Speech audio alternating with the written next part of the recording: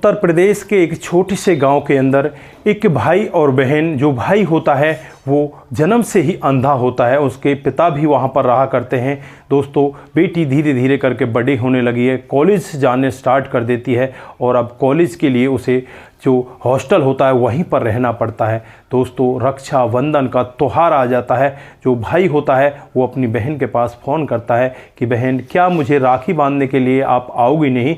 8 अगस्त को ये फ़ोन करता है, 9 अगस्त को रक्षाबंधन होता है।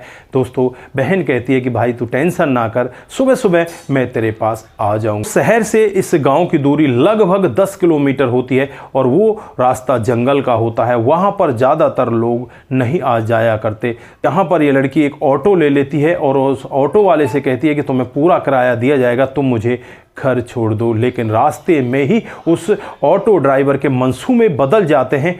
लड़की के साथ करता है।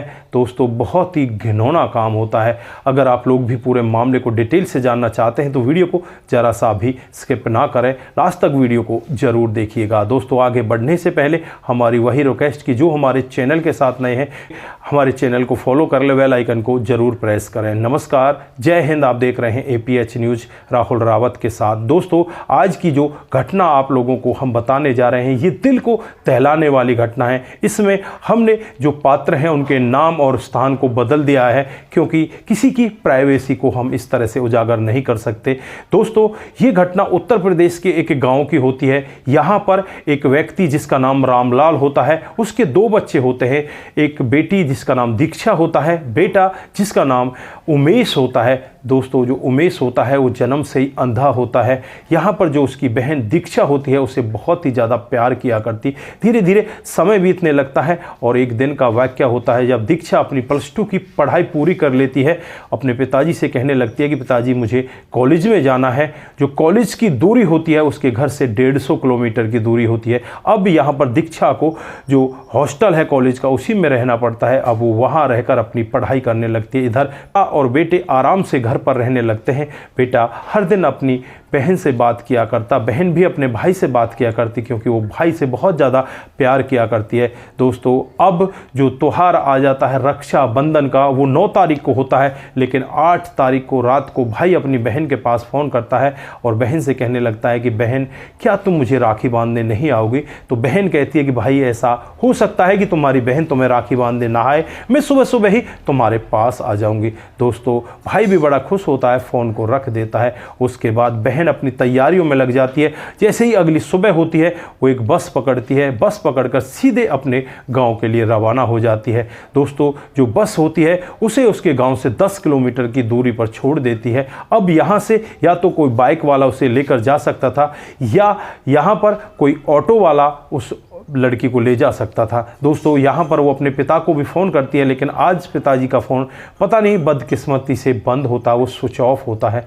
दोस्तों, अब यहाँ पर वो लड़की काफ़ी देर इंतज़ार करती है। तभी वहाँ पर एक लड़का ऑटो को लेकर आता है और उस लड़के को देखकर ये लड़की कहने लगती है कि भैया, क्या मुझे आप इस गाँव तक छोड़ सकते हो? यहाँ से 10 किलोमीटर की दूरी है। तो वो लड़का कहने लगता है कि एक सवारी के लिए मैं भला कैसे जाऊँगा, यहाँ पर तो और भी सवारी चाहिए ना। तो वो कहती है कि भैया, मैं तुम्हें एक्स्ट्रा पैसा दे दूंगी, मेरा भाई अंधा है, वो मेरा इंतजार कर रहा है कि मेरी बहन आएगी और मुझे राखी बांधेगी। भैया, आप जल्दी से चल दीजिए। दोस्तों, यहाँ पर ऑटो वाला ज़्यादा पैसे लेने के लालच में स्टार्ट हो जाता है।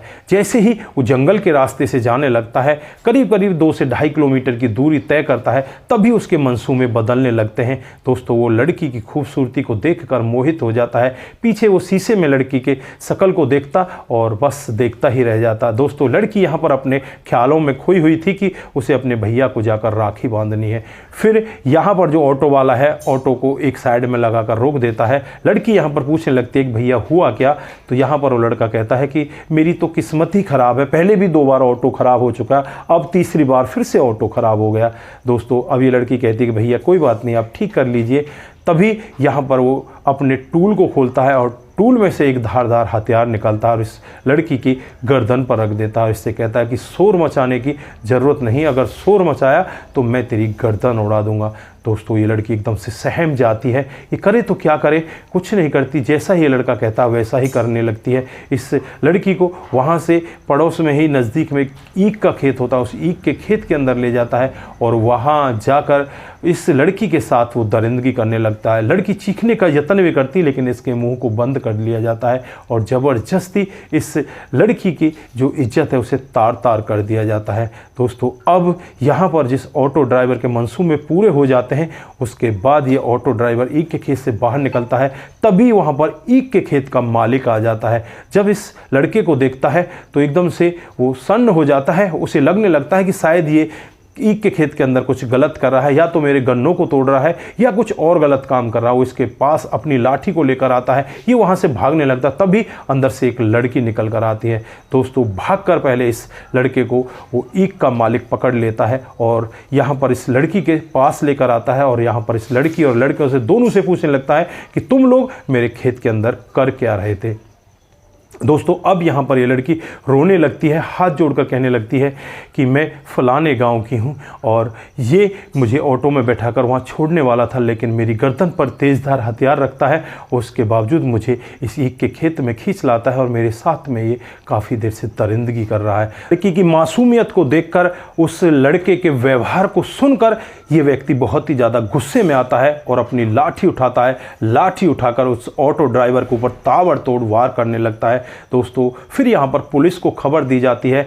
पुलिस करीब करीब 25 मिनट में वहाँ पर पहुँचती है। तब तक यहाँ पर ये जो जमींदार होता है इस ऑटो ड्राइवर की अच्छी से खातिरदारी करता है और जो अपना कंबल होता है उस कंबल को यहाँ पर इस लड़की को उड़ाता है और उससे कहता है कि बेटा अब तू टेंशन मत कर, मैं तेरे पास हूँ, तुझे अब कुछ भी नहीं होने दूंगा। दोस्तों ये लड़की सहमी होती है, बिल्कुल घबराई हुई होती है। उसके बाद यहाँ पर उस ऑटो ड्राइवर को पुलिस पकड़ लेती है और उसे ले जाकर जेल के अंदर बंद कर देती है। उसके खिलाफ तमाम धाराएँ लगा दी जाती हैं। इधर जो लड़की होती है उसकी हालत बहुत ही ज़्यादा ख़राब होती है। फिर यहाँ पर इसके पापा को बुलाया जाता है। दोस्तों पापा बेटी जब आपस में मिलते हैं तो बस फूट फूट कर रोने लगते हैं और जो यहाँ पर इसका अंधा भाई होता है जिसे आंखों से दिखाई नहीं देता, वो भी यहाँ पर अपने आप को कोसने लगता है और कहने लगता है कि बहन अगर मैं तुझे आज नहीं बुलाता तो तेरे साथ में ऐसा नहीं होता।